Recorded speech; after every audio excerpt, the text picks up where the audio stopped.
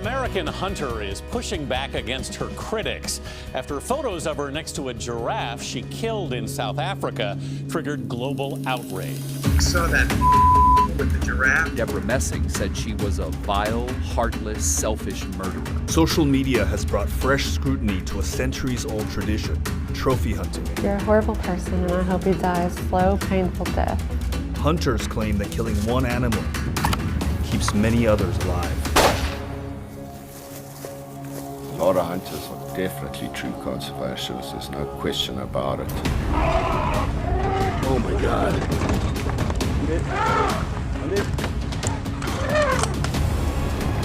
But as a record number of species face extinction, outrage against hunting intensifies. Putting a price tag on any animal's head diminishes the value of that animal.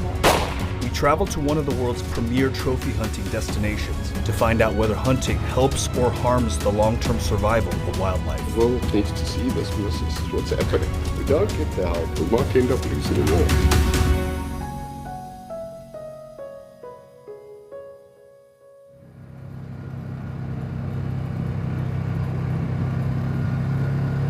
I was raised around hunting. My family has hunted. I remember when I was little, we would go into the little small mom and pop stores, you know, back home. You would go in and everybody would have their pictures hung up of what they've harvested. Tess Talley is an avid trophy hunter. Today, she's on a ranch that stocks the grounds with exotic game. We're on a wildebeest stalking, looking around for him. He spotted us first. The wind was in our favor, but his eyes were not. It's the adventure, a little bit of adrenaline rush, and then there's, you know, that moment, and that's excitement. Everything that you led up to just come together.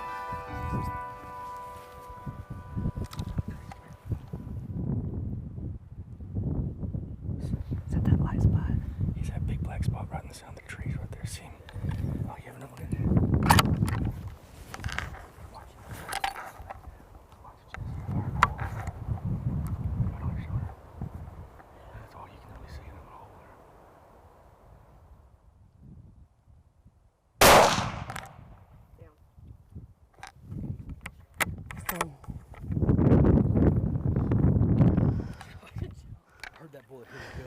Good. They don't go down easy all the time. Tess isn't just any trophy hunter. This is where we take the pictures. Okay, you ready? Not long ago, a picture just like this made Tess infamous. Perfect. And turned her life upside down. An American hunter is pushing back against her critics. In 2017, she killed a giraffe. And in the summer of 2018, the picture she posted went viral. This is a part of the black giraffe that I shot. Black due to old age. Something that I could take around with me and have him with me on all my hunts. I got the gun case made. And I have decorative pillows made out of him. And everybody loves them.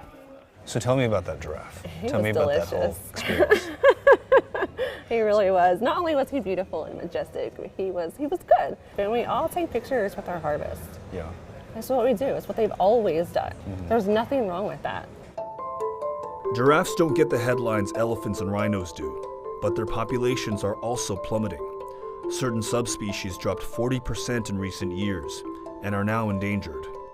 The giraffe Tess hunted wasn't among the endangered groups, but celebrities with large followings like Deborah Messing, Ricky Gervais, and Bill Maher went after her.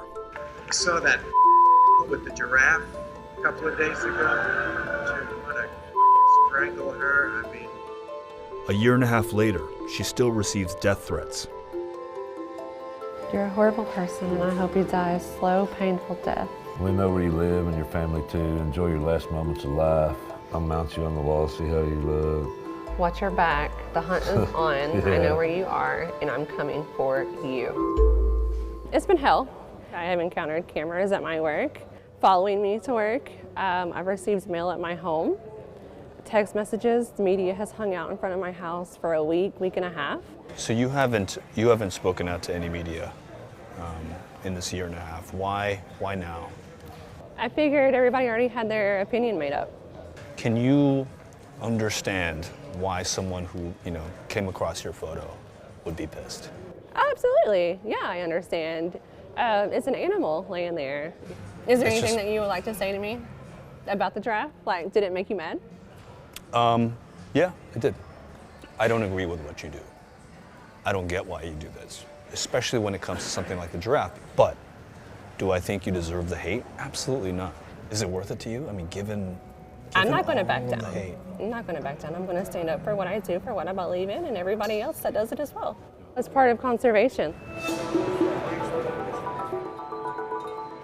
It's estimated that up to 80% of trophy hunters worldwide are American, and industry dominance on full display at conventions like this one.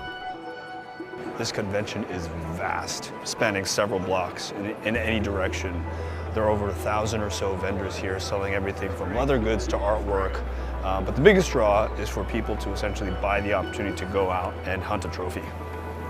American trophy imports outnumber the world's second largest importer, China, by tenfold. In 2017 alone, 650,000 trophies were imported into the US. But industry leaders argue the biggest beneficiary is the wildlife itself. There's a mischaracterization of what hunters do and what hunters support. Corey Mason is the executive director of the Dallas Safari Club, a pro-hunting organization that hosts this convention. I would argue that Dallas Safari Club has funded more conservation projects than probably, most of them combined that are non-hunting or anti-hunting. Now when you go on a hunt, there's different fees that come from that. Those fees specifically go to those communal lands. If it pays, it stays. If it pays, it stays means that when people are willing to pay to hunt an animal, there's an incentive to protect the species and its habitat.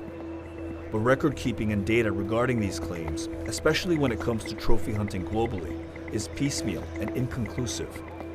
And so it's highly controversial in the conservation community. It's important to have wild animals thrive, but why is the price of that this needless slaughter of these animals for their parts? It diminishes what wildlife is. If they can be reduced to a chair, to a knife handle, that's no trade-off.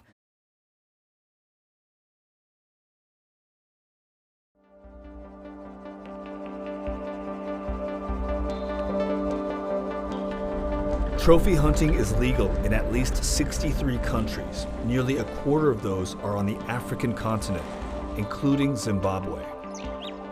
One of the country's largest private game reserves, Bubi Valley Conservancy, says its wildlife is thriving thanks to the if it pays, it stays model. It's just amazing. This place is just teeming with wildlife everywhere you look. Until the 90s, this was a cattle ranch. The animals brought in have since multiplied. And now, according to Bubi Valley Management, there's robust populations of wildlife, including the big five African game, even vulnerable species like lion and elephants. It's our first elephant sighting of the trip here. I'm counting about 8 or so. It's incredible, you can hear them eating through the trees. According to a 2016 comprehensive census, elephant populations are decreasing about 8% a year across Africa, except in protected areas, including reserves like Bubi.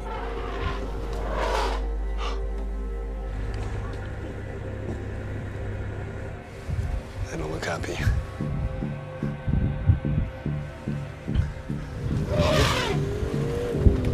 Just got charged at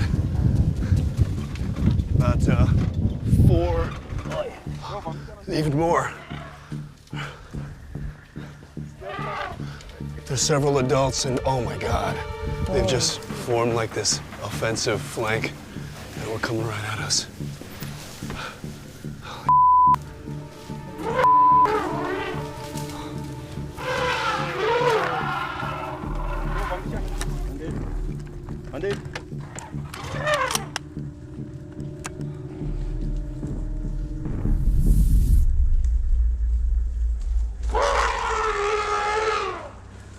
They've been chasing us for the last 15 minutes. This has been one of the most exhilarating experiences of my life.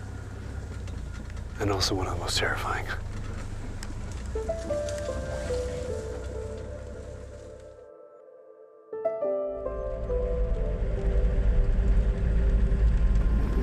Yeah, morning, Lazarus. Is Mr. Animal back yet, over? Pete Fick is one of the hunting guides here. He previously worked as a game scout in government-run national parks. Look out at this beautiful view. You don't see any sign of a human, which I love. I'm managing a lot of the hunting and the marketing as such. I have a lot of interest in what happens here because I'm concerned for the place, I'm concerned for the wildlife here. At 1,200 square miles, Booby is roughly the size of Rhode Island. But the wildlife inside is enclosed by nearly 300 miles of electrified fencing. Why is it necessary to have a fenced-off conservancy? It's necessary to have a fenced-off conservancy to stop human-animal conflict. Right around us, there's thousands of families, people living right around us. So it would just create havoc if there wasn't a fence to stop the wildlife going into the communities. It's to protect the people outside and protect the wildlife within. Booby Management says maintenance costs here run upwards of $2.5 million each year, including salaries, utilities and fuel, and community development. More than 80% of that money comes from trophy hunting clients. So in Africa, I've done quite a few plains game hunts, the antelope species, kudu, impala, gemsbuck, blesbuck, springbuck. Any interest in elephants or? Actually, I have shot an elephant. Oh, okay. What brings you to Zimbabwe? So I am here on my 4th leopard hunt. I've never taken a leopard. I've been unsuccessful the previous 3 times, so I'm hoping maybe this is my trip. Leopards have lost nearly 75% of their habitat worldwide, according to a 2016 research paper. The Zimbabwe government limits trophy hunts to about 3% of all species to sustain populations. Only old males who can't reproduce can be killed. Is that impala? Yes, right on the road. To lure a leopard, LG has to first kill several other animals to use as bait, a practice criticized by some groups as unethical.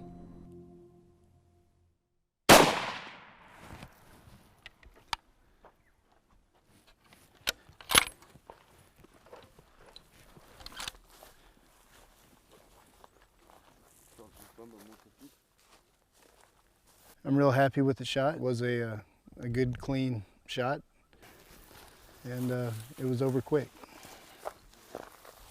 1 kilometer northeast of main waterhole, 1 shot, 1 mother. Every animal taken here has to be registered with Booby Management.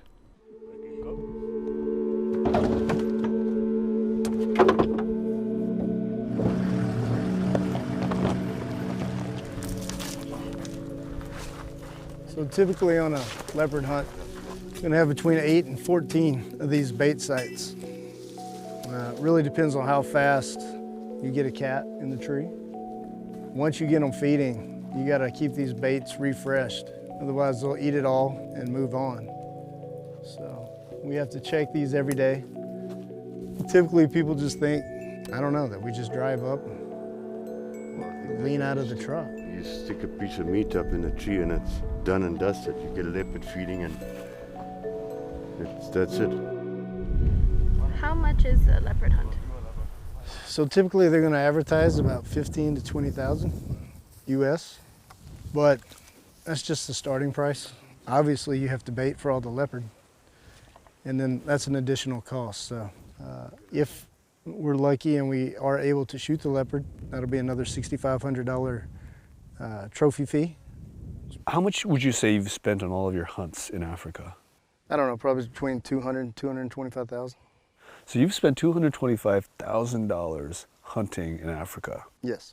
You are that American asshole that people say, you know, goes to Africa, drops all this money for a trophy. Right. What's in it for you? What are you hoping to get out of this? This, being here. There are a lot of ways to get away. Why does it have to involve killing an animal?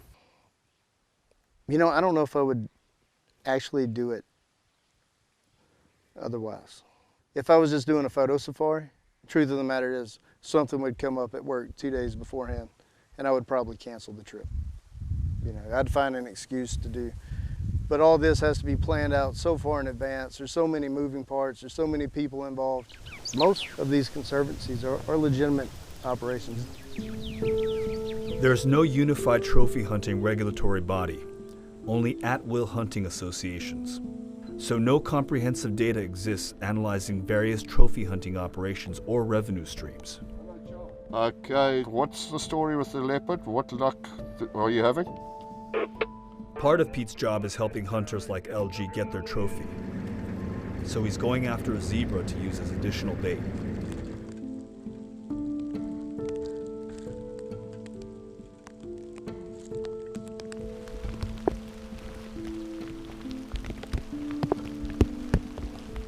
We're following along as Pete zeroes in on a zebra he spotted.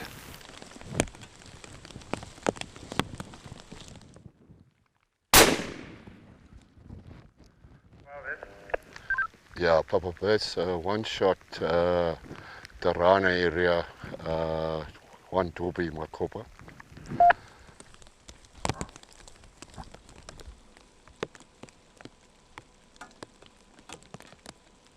You know, you might ask what's going through me now.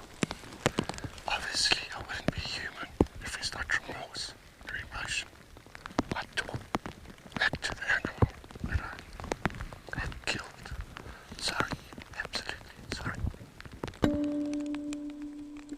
Having to kill animals in order for most of them to survive is an absolute necessity out here. We tried to manage this entire area for all of our species, not just about the elephant, the rhino, the lion, giraffe, whatever it may be. It's about everything. Just to use one example, like an elephant, for example. An area can only maintain X amount of elephant, like all of our animals, you know. So you can't just let the elephant population just grow and grow and grow. So their argument was, well, we have to manage these populations anyway because we have a finite space. We may as well sell that lion or sell that elephant. Bring in that money, create more viable spaces for them. Why do they have to be managed lethally? There's nothing they could do. We immunocontracept elephants. There are ways of humanely managing wild populations. You don't have to let them breed to kill them because you, have a surplus, gotta kill them. No. Not all animals at Booby can be hunted. The critically endangered black rhino is off limits. Rhino horn are worth a fortune on the black market. It's in especially high demand in Asia, where it's thought to have medicinal benefits.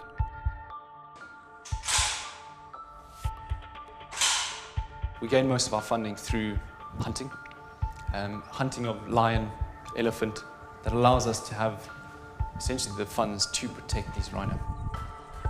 If legal hunting were to get shut down here, do you think then the rhino population would dwindle? 100%. We need, currently as it stands, more hunting.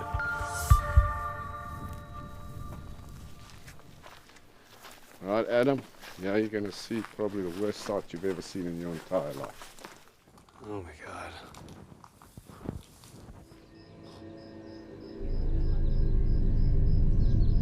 These are all rhino skulls that have been poached, yeah? This is what we're fighting, you know, and it's not going away. We're fighting tooth and nail. We do need help.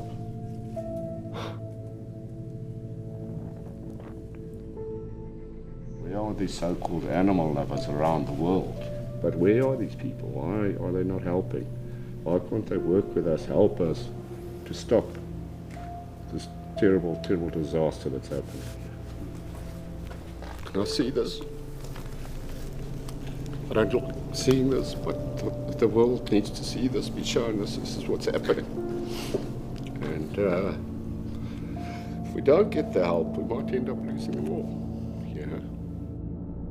Booby says one of its biggest expenses is protecting its rhinos from poachers, nearly $750,000 per year and rising. Many non-hunters have such a difficult time understanding when someone like you who hunts animals, who kills animals, can say, well, I love them. How do you explain? I can understand people feeling like that. I think had I not known as much as I do, I'd feel exactly the same. The reality of the situation here, it's raw Africa. You know, it's third world countries you're dealing with, and all wildlife stems from habitat. So once that habitat's gone, all the wildlife will go. Around 200 villages surround Bubi. The land outside the park is virtually arid, and meat is scarce. Locals can't afford hunting fees. They rely on donations from Bubi, like this giraffe that was hunted a couple days before we arrived. What percentage of the meat that goes into the community as a result of hunting clients who come in? Yeah, it's pretty much, it's almost 100% of the meat that comes to the community derived from our hunting clients. It equates to 40 tons of meat every single year that goes out to the communities. Okay. And nothing goes to waste? Absolutely zero goes to waste. We're going to share Kwaltu village. Yeah. How many people? It's 240. What do you think about the park? We are here to protect the park so that poachers don't come through us. Is it fair that you can't hunt, the local people can't hunt in the park, but Americans can hunt in the park? Is that fair? Yeah, as I see it is fair because the American bring money to the park and then we get that share from the park. According to most studies, the financial benefit of trophy hunting to local communities is a fraction of the revenue generated from tourism, including photo safaris. In the 8 African nations that we surveyed, the tourism dollars coming in was about $17 billion. Only less than 1% of that was money that was collected from trophy hunting. Ecotourism pays. Ecotourism should stay. Doesn't the footprint that it requires and brings ultimately encroach on the habitats of these wild lands? Ecotourism absolutely has to be managed in a way that is respectful of wildlife and very much attuned to what the needs of the animals are in these spaces. But it is better. Everyone assumes wildlife's going to be there for future generations. It's not something we can just assume is going to be all right. It's not. A 2019 UN report found that 1 million species now face extinction. Many experts agree that habitat loss from human encroachment, not trophy hunting, is the biggest threat to wildlife.